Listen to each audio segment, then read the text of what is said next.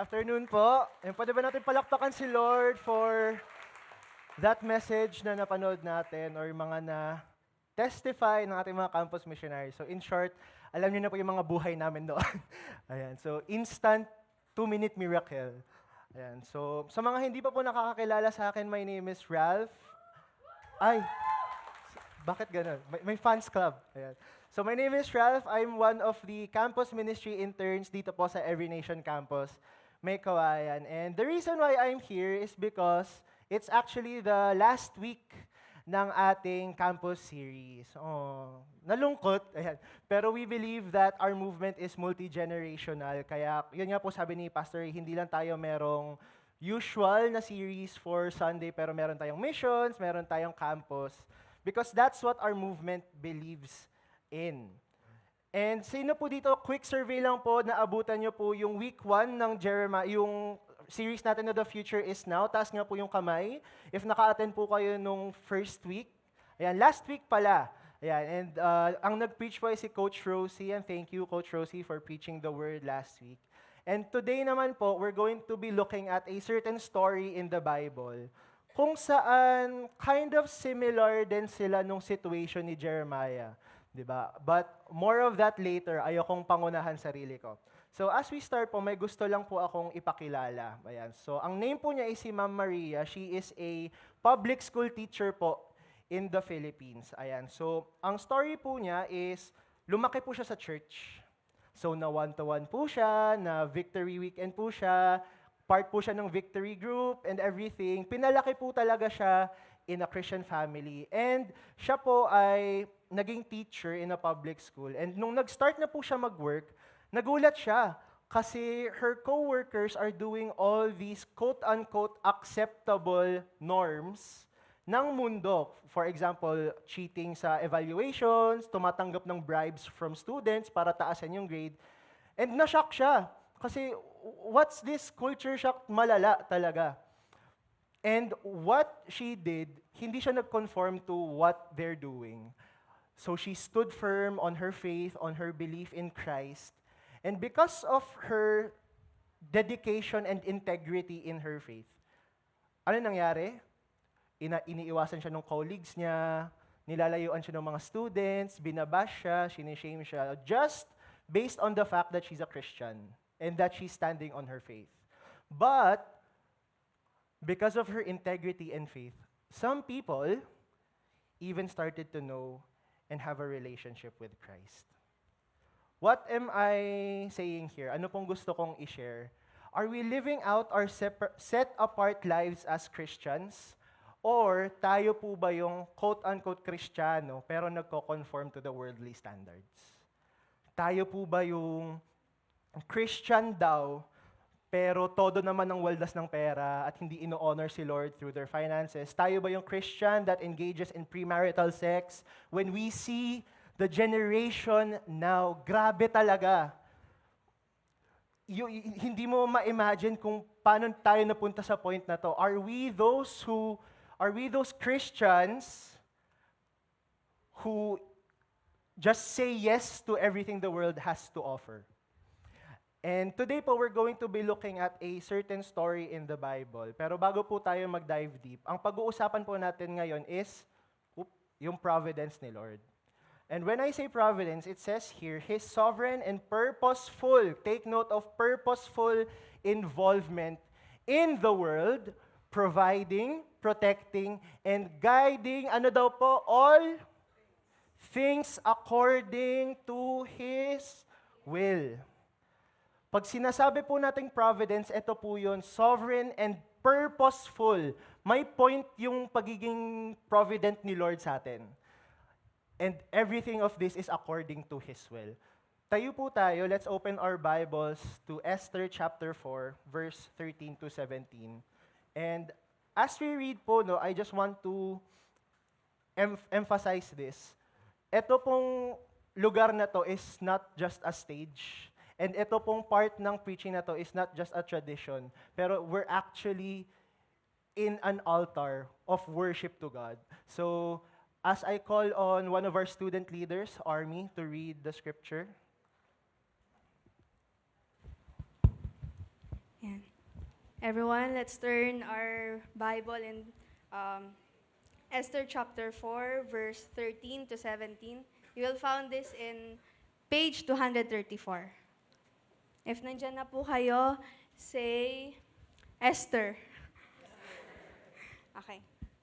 Ready na po? Okay, 1, 2, 3, verse 13. Let's go. Then Mordecai told them to reply to Esther, "Do not drink to yourself that in the king's palace you will escape any more than all the other Jews. For if you keep silent at this time, relief and deliverance will arise for the Jews from another place. But you and your father's house will perish. But who knows whether you have not come to the kingdom for such time as this?" Then Esther told them to reply to Mordecai, "Go, gather all the Jews to be found in Susa, and hold the fast on my behalf. Do not eat or drink for 3 days, night or day. I and young women will also fast as you do. Then I will go to the king, though it is against the law, and if I perish, I perish." Mordecai then went away and did everything as Esther had ordered him. Lord, we thank you for your word. Lord, we thank you for sending us this story of Esther. Lord, I pray na kumamot to, mag-leave to ng marka sa mga puso namin today. And open our eyes to realize that the generation right now is experiencing all kinds of things. Lord, speak to us. Holy Spirit, I pray that you fill us with your word. In Jesus' name we pray. Amen and amen. Ayan, pwede na po tayong umupo. So yung binasa po nating passage is from the book of Esther. And brief context lang po, meron pong 4 major characters or 4 characters na nagsa-stand out. Ano yung ano mo tayo? Madalas ang illustration dito sa Esther ay isa siyang parang teleserye or telenovela, di ba? May abangan at may mga twists and turns in the story. And meron po tayong 4 na character. Isa po dyan si Mordecai, si Esther, si King Ahasuerus, or para madali si Xerxes. Ayan. At ang ating, sorry na ubusan ako sa ChatGPT, no? Nag-meta AI na lang tayo. Si Haman. Ayan. So, dito po, may certain queen before si Esther na hindi sumunod kay Xerxes. At siya po ay, sabi ni Xerxes, dahil king siya, sige, alis ka na lang. Tapos nagpa-miss you siya. Diba? Nagpa-beauty contest at ang napili po ay si, guess who? Esther. Very good. Yan. And to make the long story short, yung beauty contest po, all of this is happening in the land that we call Susa. Okay? Yung nabaliw po sa Noli Me Tangere. Hindi, si Sisa yon. Walang natawa. Ayan. So sa Susa po, ito po ay capital city ng Persia. Okay, so painting the picture, nakikita na natin kung nasan sila Mordecai, sila Esther, and all of these people. So they are under the Persian Empire. And quick trivia lang po, Persia po is now modern-day Iran. Okay, and nung panahong po to, may ayun nga, beauty contest, nanalo si Esther and all of these things. And meron pong inappoint na person, si Xerxes, in a high position sa government. Kumbaga, isipin po natin siya yung parang prime minister. Sino po yon? Si Haman, this guy right here. And dahil nga po prime minister siya, syempre ano bang ginagawa kapag prime minister siya? Kailangan respetuhin, honorable, high yung status niya. So sabi nung king, sabi ni Xerxes, naglabas siya ng batas na kailangan luluhod kayo kay Haman. Why? It's the respect he deserves. He's a high official sa Persian Empire. Pero guess what? Merong certain person na ayaw sumunod. Sino kaya? Ayan, sabi dito sa Esther chapter 3 verse 2 to 4, "And all the king's servants who were at the king's gate bowed down and pay homage to Haman. For the king had so commanded concerning him." Ayun na po, sinabi po nung king, lumuhod kayo kay Haman. Pero sino daw po yung hindi lumuhod?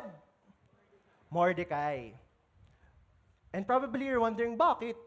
bakit hindi lumuhod si Mordecai? Ayan, no, he did not bow down or pay homage. As we read further, makikita po natin yung sagot. Sabi po sa verse 3, Then the king's servants who were at the king's gate said to Mordecai, Why do you transgress the king's command? Bakit ayaw mong sumunod? And when they spoke to him day after day, he would not listen to them. They told Haman in order to see whether Mordecai's words would stand, for he had told them that he was a Jew. Now we know kung bakit hindi siya lumuluhod. Jew siya. Okay, so gets na po natin bakit hindi lumuluhod si Mordecai kay Haman. Hudyo siya. Alam po niya yung Old Testament law. Alam po niya yung Mosaic law. Anong gusto kong i-point here?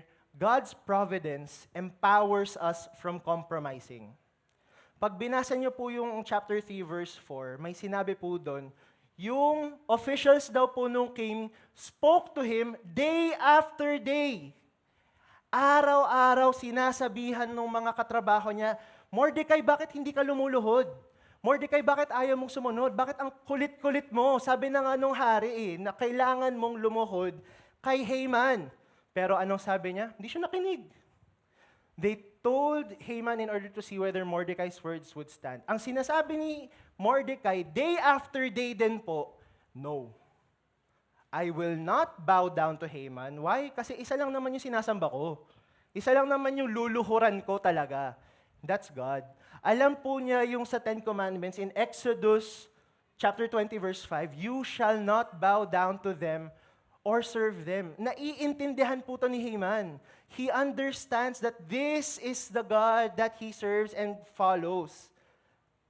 Kaya ini-empower po siya ni God to stand firm in his faith, na manatili na wala kang ibang sasambahin kundi ako.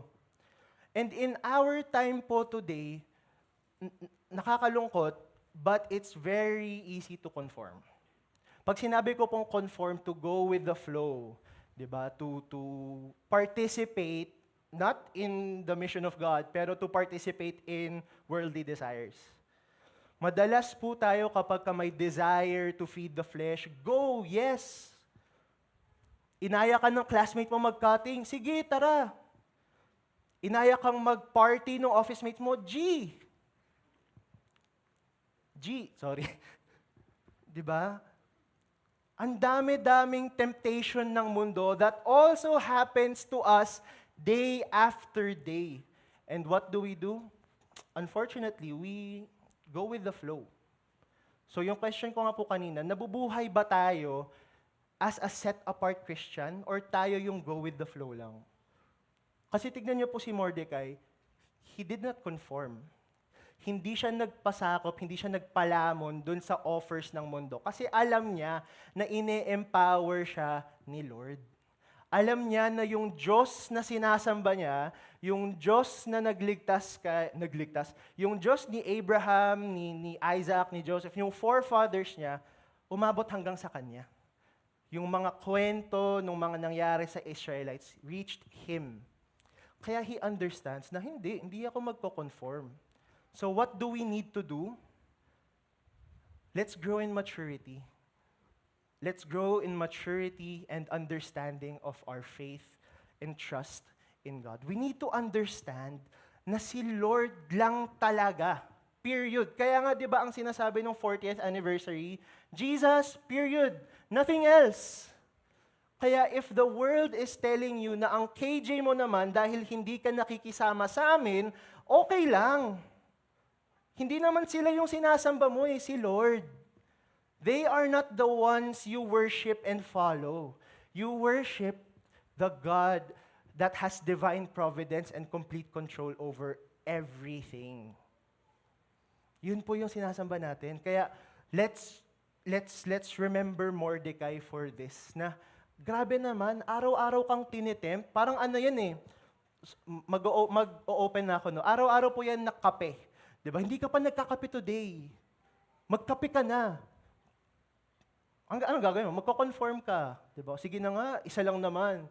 Then 1 becomes 2, becomes 3, becomes 4. If you said, hindi ako magko-conform kasi I'll stand firm on my faith and trust in God. But yung action po ni Mordecai, syempre may consequences. Syempre may mga mangyayari pa.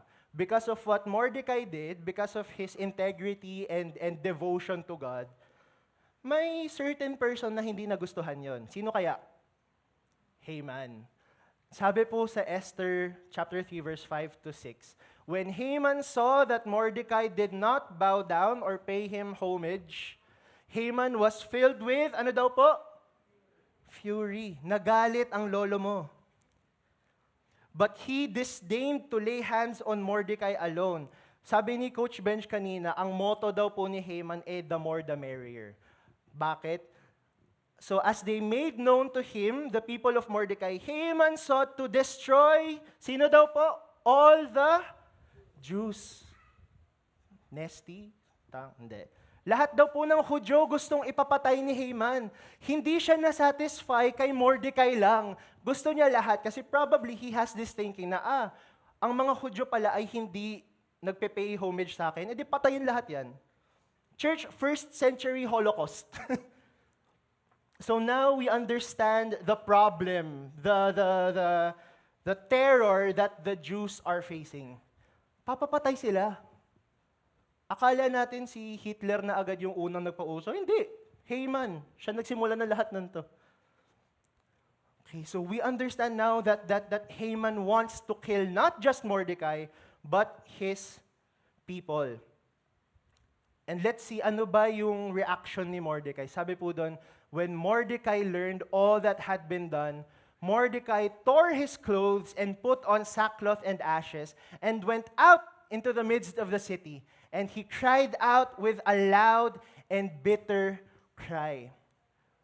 To paint a picture, ang ginawa daw po ni Mordecai, imbis na tumakbo, imbis na magtago, at imbis na maghanap ng ibang lugar na pwedeng panirahan, ang ginawa po niya, nagtanggal siya ng damit, nagsuot siya ng sako, at umiyak. Actually, understatement tayong umiyak. Humagulgol si Mordecai. Saan? Sa city. Nasa Susa pa rin siya. And imagine with me, kung tayo yung nandun sa posisyon ni Mordecai, probably, pag nalaman nating ipapapatay tayo, tatakbo na tayo. Tama ba? Magtatago na tayo, right? We're going to flee. Di ba? Kung pag sinakop, pwede ba sabihin niyo? Pag sinakop tayo ng China, probably sasabihin natin, di ako Pinoy. But look at what Mordecai did. Church, he tore his clothes. That's a sign of desperation. Sinasabi ni Mordecai, Lord, iligtas mo na kami. And probably when we think, ay, baliw yan si Mordecai, kung tumakbo ka na lang. Di ba kapag teleserye or pag may pinapanood tayong movie, bakit gano'n yung ginawa ng bida? Pwede naman to. Look at Mordecai.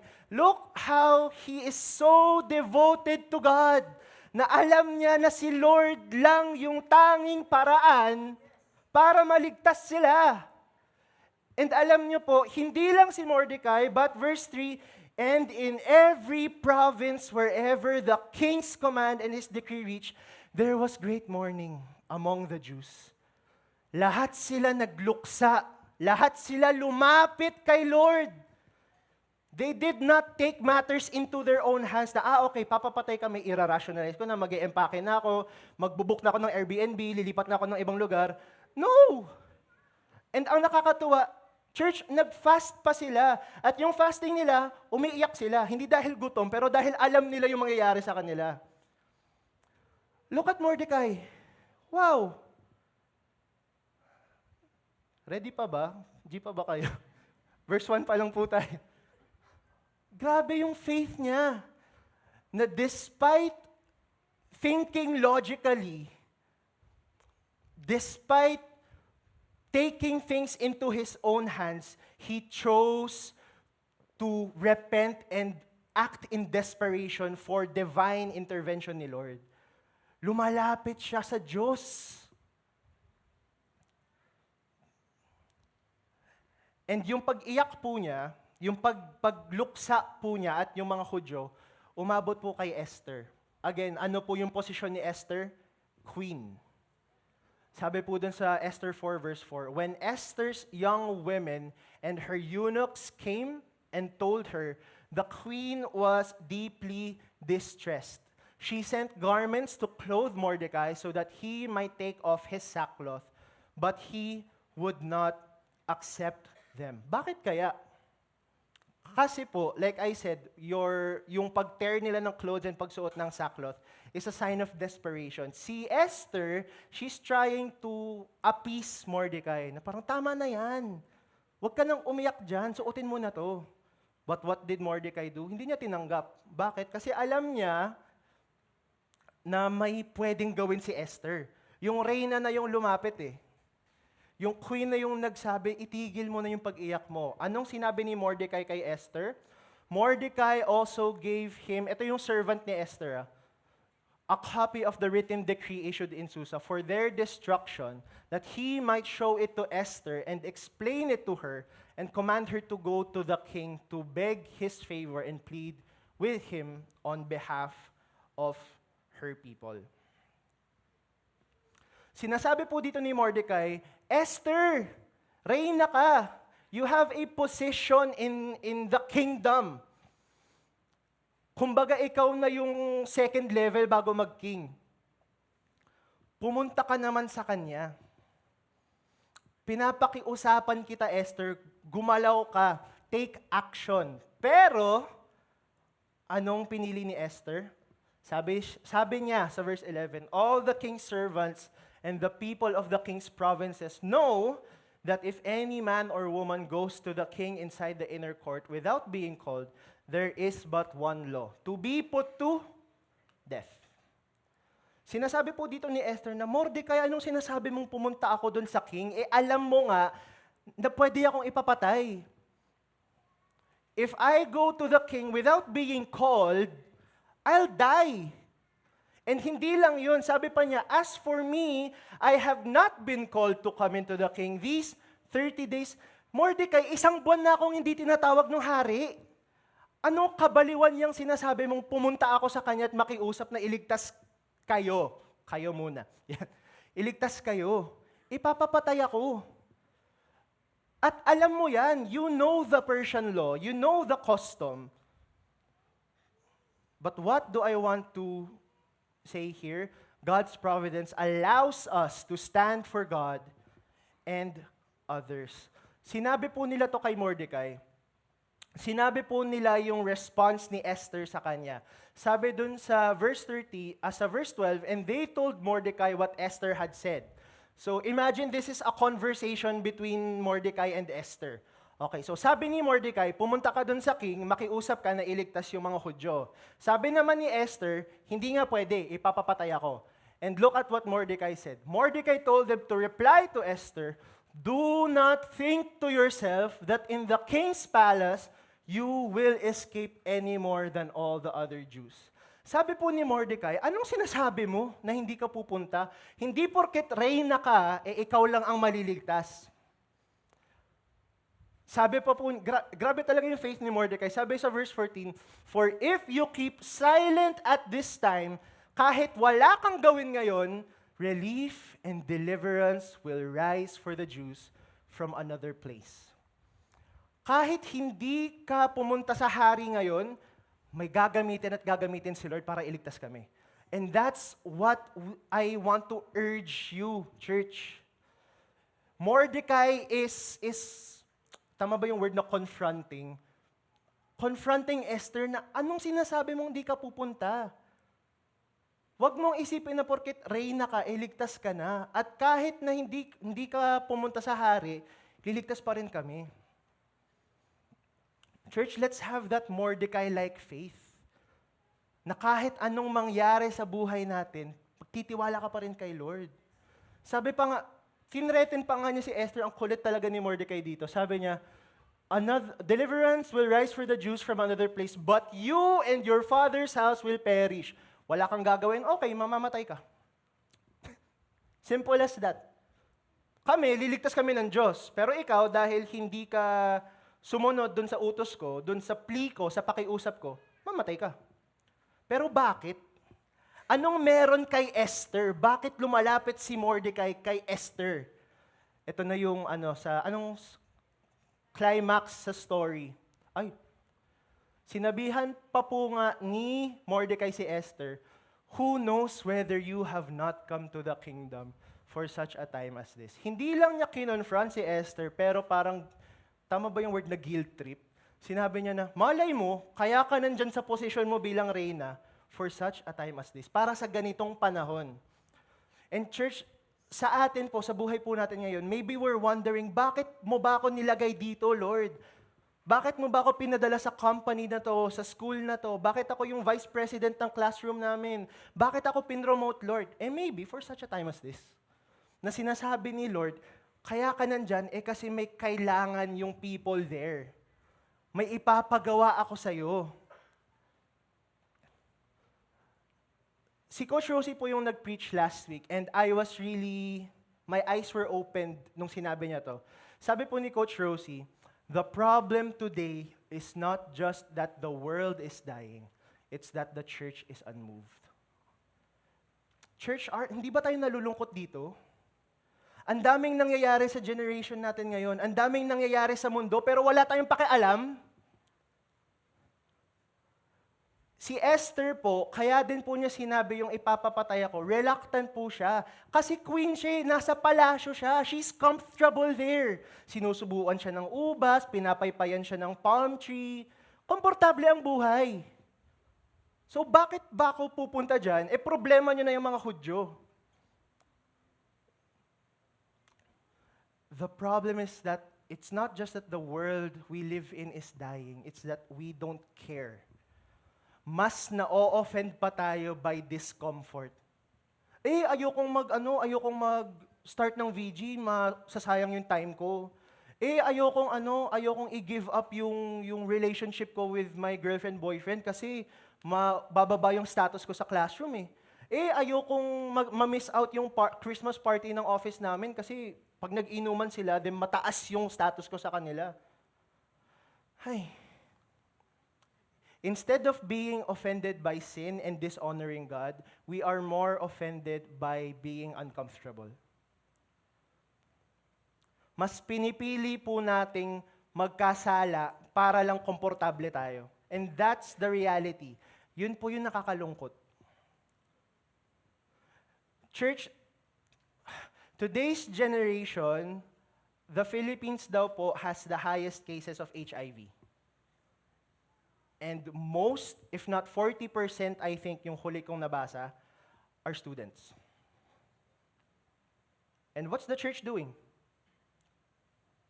Instead of going into the campuses to say, this is the sanctity of marriage,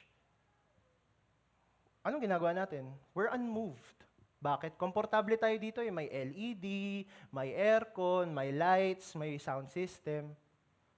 So pag nawala tong lahat, hindi na tayo Kristiyano. God's providence commissions us to live in faith, not fear.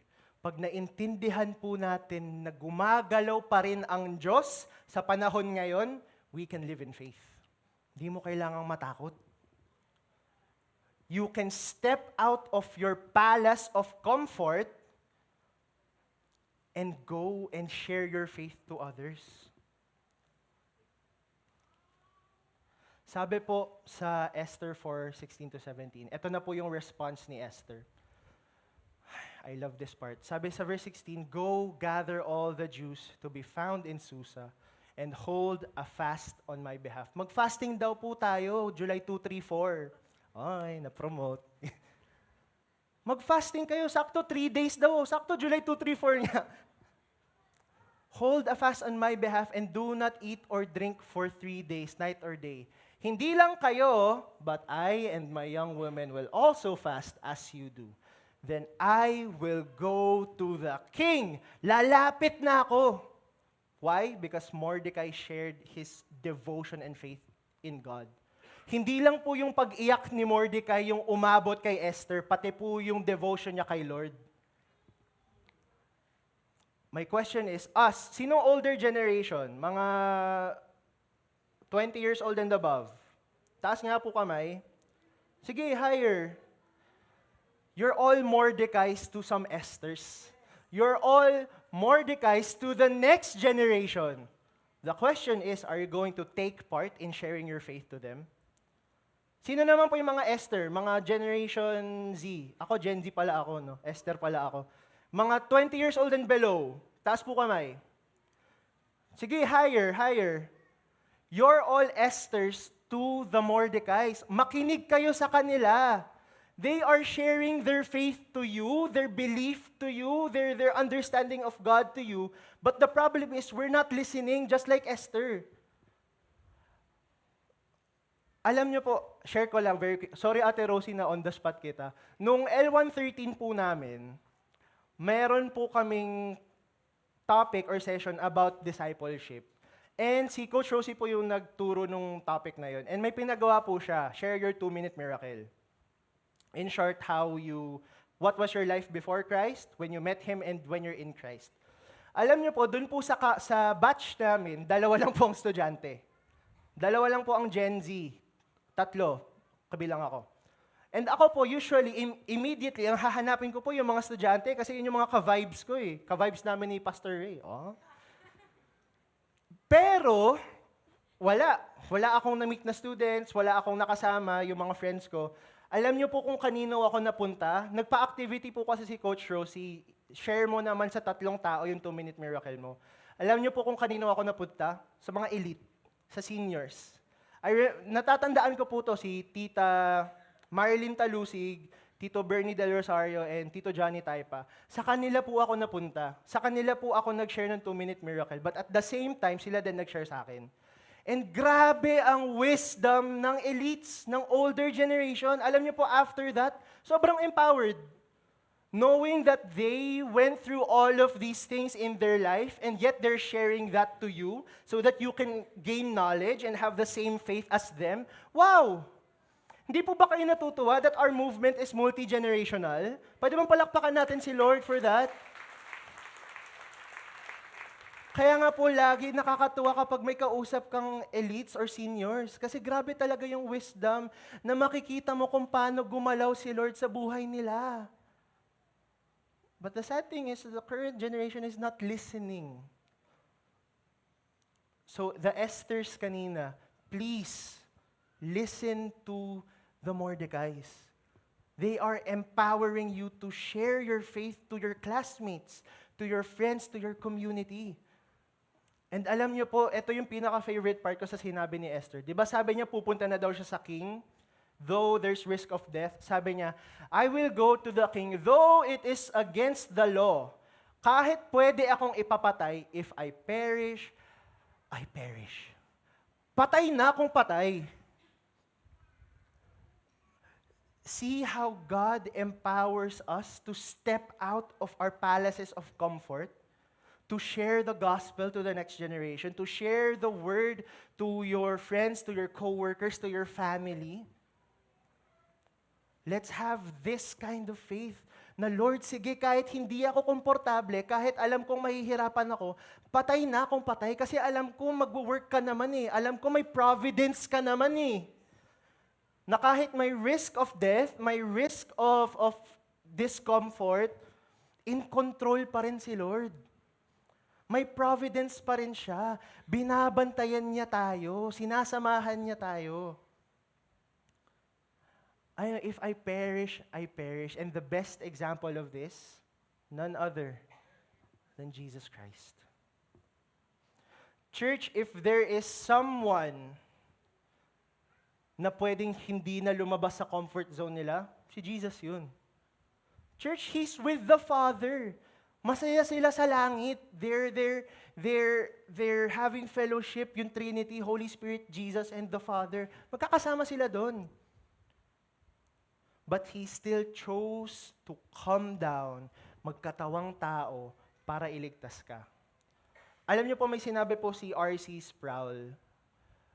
Sabi niya, God doesn't roll dice. Hindi po sila yung nagpupustahan ng, sinong talo? Ikaw. Ikaw bababa sa earth, ikaw yung mamamatay. No! Nothing is coincidental with God. Tulad yan nung sabi nung Providence, di ba? All of this is according to His will. Planado na. Everything is according to God. Hindi siya nagugulo na, ay, okay, ito yung nangyari sa life mo, sige, medyo ibahin natin. No, everything's been planned from start to finish.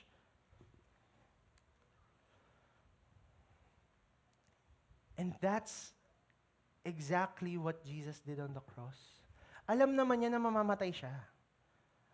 And alam niyo, church, Jesus, He can feel fear. He can feel discomfort. Tao siya eh. He knows what it is to be hungry. Alam niya kung paano mapagod. Na-experience niya yon. But He still chose to save you. Tapos tayo, hindi tayo gagalaw. Hindi natin, isasarili natin yung salvation natin. What am I trying to say here? Let's be involved. Let's answer the call to take part in the mission of God. Huwag tayo yung nasa palasyo lang na komportable. Let's be Mordecais to the next generation. Let's share our faith to those people who are lost. Kasi hindi lang naman namatay si Jesus para sa atin, para sa kanilang lahat. Hindi lang siya bumaba sa lupa para iligtas si Joyce, si Pia. It's not select. He died for all of us. Kaya my prayer is that whenever we see the next generation crying out, yung mga nangyayari sa mundo natin that it's just so saddening, nakakalungkot, wag tayo yung chill lang tayo sa bahay natin. Alam niyo po, there's this conflict in the Middle East. It was in the news, lagi natin nakikita sa Facebook and everything. Ano yung reaction natin? How did we respond to that? Were we like Mordecai na lumapit tayo kay Lord? Or like Esther na chill lang sa bahay? Nalungkot ba tayo that our brothers and sisters in the Middle East are dying? Church, the call of God cannot be dead mud. Dead mud, konyo. Hindi mo pwedeng deadmahin yung utos ng Diyos. Kasi gagawa at gagawa siya ng paraan para sundin mo siya. We can't neglect the call of God. We can't say no. Si Lord na ngayon nagkuli, planado na nga lahat, tapos iiwasan mo. So my prayer is that we will take part. We will go to the mission field. We will share the gospel. We will empower the next generation. We will share our faith to our coworkers, to our family. Because nothing is coincidental with God. Everything happens according to His will. Everything happens according to His purpose. As I call the worship team, alam niyo po, it's not just the Middle East na gusto kong ma-break yung heart nyo. It's what's happening in our nation right now. It's what's happening in our generation right now. Like I said, students having HIV, premarital sex, teenage pregnancy, drugs, addiction, all of these things are happening to the next generation. And hindi po tayo makakagawa ng impact sa kanila kung hindi tayo magre-respond, kung hindi tayo magti-take part in changing their lives. The Lord is empowering each and every one of us now to go. Our hearts are breaking para sa mga estudyante. Nasasaktan po tayo. My question is, anong gagawin natin? Are we just gonna stand still? Or again, are we gonna be like Esther and Mordecai? Na kahit may risk of dying, kahit mapapagod ka, kahit ma-reject ka ng students, ng family mo, ng coworkers mo, go pa rin. Church, I pray that we understand na ito yung providence ni Lord. Hindi siya aksidenteng nandito ka. Hindi siya aksidenteng naririnig mo tong word na to. Because everything is according to His will, even Him dying on the cross. Imagine if pinili na lang ni Lord na wag bumaba at iligtas tayo. What if pinili ni Jesus yung comfort over saving us? Yari na tayong lahat. Walang salvation. But buti na lang. Buti na lang, Jesus, though there's risk of death, chose to come down and save us from our sins. Are you going to be like Mordecai and Esther, who takes part in sharing your word to the next generation, sharing your faith? Or are we going to just stay in our comfort zones, then keep it to ourselves? If you're saying that you want to take part in changing the next generation's life, in changing your family's life, in sharing the word of God to all people, can I invite you all to please stand up? We will be responding in worship. Alam niyo po, the song says, Lord, take me where your heart is. And you know, the heart of God is for all people to hear His word. Lord, sinasabi na namin, Lord, kahit mahihirapan kami, I'll respond to your call. I'll take action. Though it's uncomfortable, though mahihirapan kami, Lord, help us have that faith and understanding that you are in control, that you are working. Lord, in the book of Esther, the word of God, the word God was not mentioned even once. But Lord, kitang-kita sa buhay nila, kitang-kita sa kung paano sila nag-take action, paano nila inintindi yung word mo. Lord, help us have that faith and trust in you, that even if we can physically see and touch you, we can feel and experience you through every season of our life.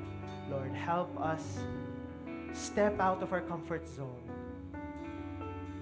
to leave an impact to future generations. Lord, we just lift you up today. In Jesus' name. Let's worship God. All I want, Lord, is to hear from you again. All I need, Lord, is to be led by your hand. Take me to wherever you want me to be, no matter if it's to the deepest sea. I just want to be where your heart is. Come on, church. All I want, Lord, is to hear from you again. All I need, Lord, is to be led by your hand. Take me to wherever you want me to be, no matter if it's to the deepest sea. I just want to be where your heart is. All I want, Lord, is to hear from you again. All I need, Lord, is to be led by your hand. Take me to wherever you want me to be, no matter if it's to the deepest sea. I just want to be where your heart is.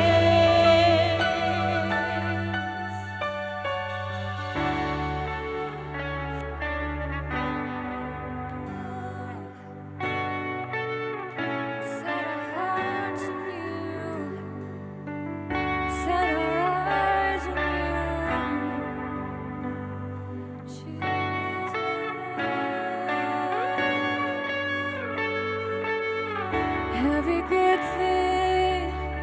Every good thing comes from you. So what can I do but let my heart sing to you? I won't be shaken. My faith is strengthened. Jesus, you're enough. Come on, church, let's declare. Every good thing comes from you. So what can I do but let my heart sing to you? I won't be shaken. My faith is strengthened. Jesus, you're enough. Every good thing comes from you. So what can I do but let my heart sing to you? I won't be shaken. My faith is strengthened. Jesus, you're enough. Every good thing comes from you. So what can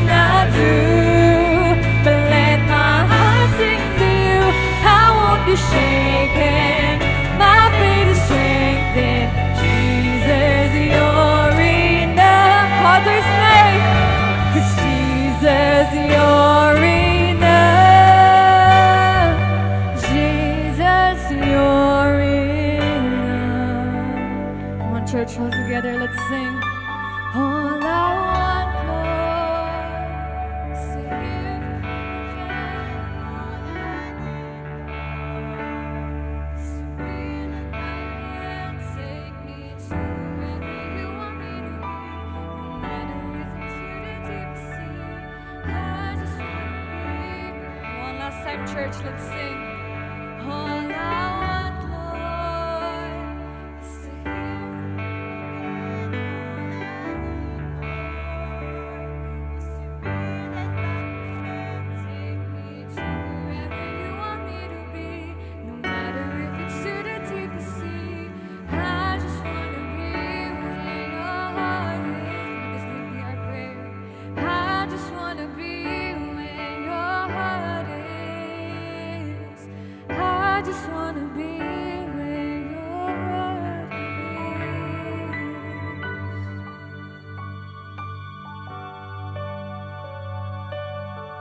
Father, amazing. Doon kay Esther, si Mordecai ang narinig namin.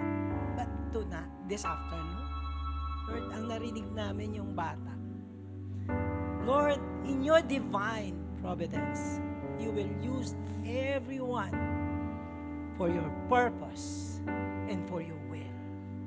Lord, even as we read it, Lord, heard it, Lord, become like Esther. And also to be Mordecai, submitting, Lord, that we embrace our call kung saan man, kung paano man mo kami kasangkapanin. Lord, make us the channel of your providence. Make us the channel of your will and your purpose. Thank you so much for this call. This we pray in the mighty name of our Lord Jesus Christ. Amen and amen.